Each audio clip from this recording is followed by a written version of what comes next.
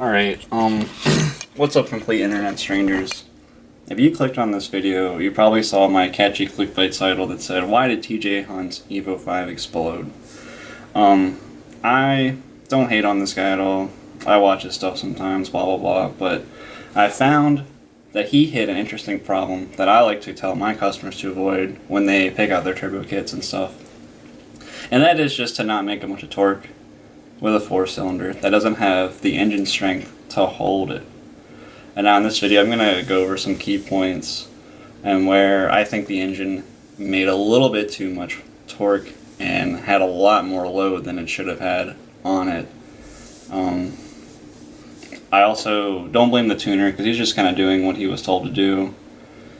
I don't really care that this guy blew up his car, or I don't really feel bad because he's gonna fix it. You know, he's got another engine, like he said.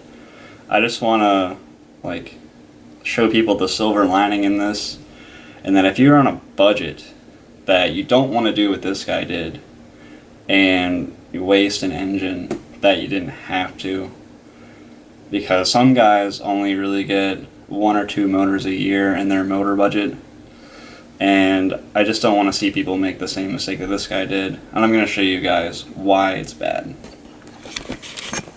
So now we're going to go into my computer. And if you're watching this, you're like, Teach, what the heck?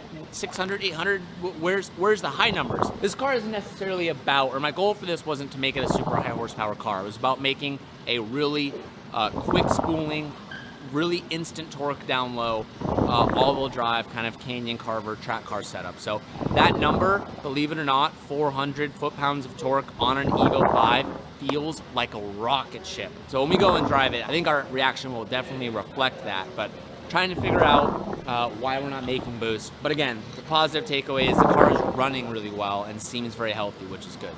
160 foot-pounds, and it's just insane on how fast we like that.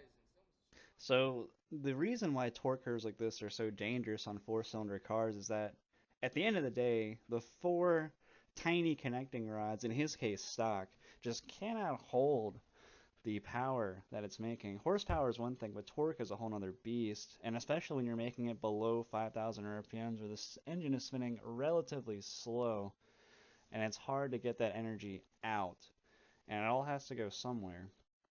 But the analogy I like to give is, imagine riding your bike up a hill like that, very slowly, turning your crank so slow that you feel like your chain's gonna break and you're gonna knee your knee into the stem of the bike and it's gonna hurt.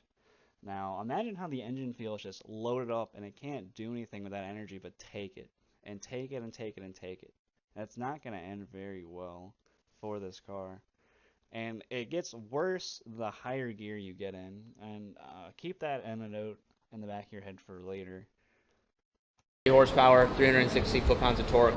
We're shy of like 20 horsepower, 20 to 40 horsepower, and maybe 20 foot-pounds of torque. So the car is like 85% there where we want it to be. We're gonna have to order that part, make that change really quick. But what's nice is that now we already have our map set up. So we can install that new internal gate, and we'll be able to do a couple pulls on the streets to see how the car felt. And this is where 3 months of work went right down the drain. The one thing I had just talked about that hasn't happened yet happened.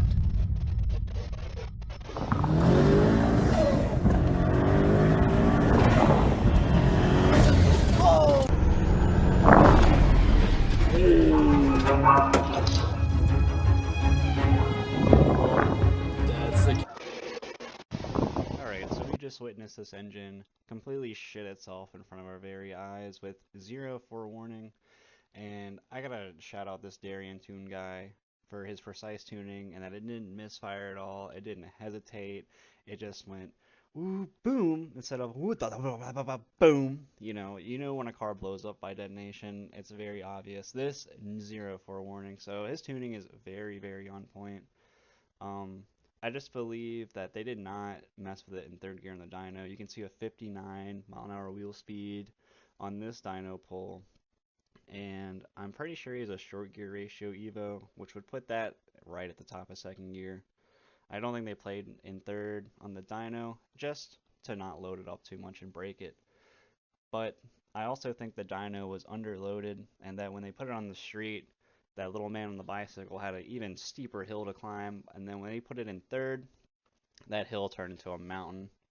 And that poor bicycle man's legs that I was talking about earlier, how he has to climb the torque hill every time he does a pull, his legs exploded. He perished, along with the connecting rods. And I just want people to avoid this quick spool trend on their turbo four-cylinder cars because this is like a lot of money that has just been thrown to the wayside. A lot of time, money, and labor. And some guys only really get one or two chances to have something this special of a car. And I don't want people to chase the torque power goal if they don't have the resources to. And I don't want this to be the horsepower like the horsepower power curve. Ah, that sounded bad. I don't want this to be like the drivable horsepower goal. You know, if you want your car to last and be happy for generations, don't make 400 foot-pounds of torque before 5,700 RPMs. Actually, don't make 400 foot-pounds of torque at all with your turbo four-cylinder. Make like 300 foot-pounds of torque and have your boost taper up after 5,000. You know, at 7,000, make like 450 horsepower at 300 foot-pounds of torque, and your car will live forever. And yeah, you're not gonna have that Tesla power band of all of it all the time everywhere. But that's not what a turbo car is meant for. A turbo car is meant to be a laggy, exciting experience where it pulls you into the future, not shoves you from 3,000 RPM and then falls off and goes and falls off up top, and it's no fun. Now, I tune a lot of Turbo Miatas. I see posts like this on Facebook groups all the time of people getting a Kraken kit, a Garrett 2554, and their shit just makes way too much torque. And the Miata stuff is way more fragile than the EVO stuff, and it is very similar. So that's why I feel like I should chime in on this problem and talk about it. I just don't want people to fall down these pitfalls of super small turbo, no lag, instant power, but in reality, this stuff does not last very long. And yeah, you could build the motor and probably last, but definitely not on a stock bottom end like this.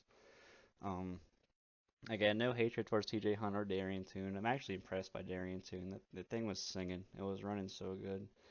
But yeah, I just want to make this like an awareness kind of video.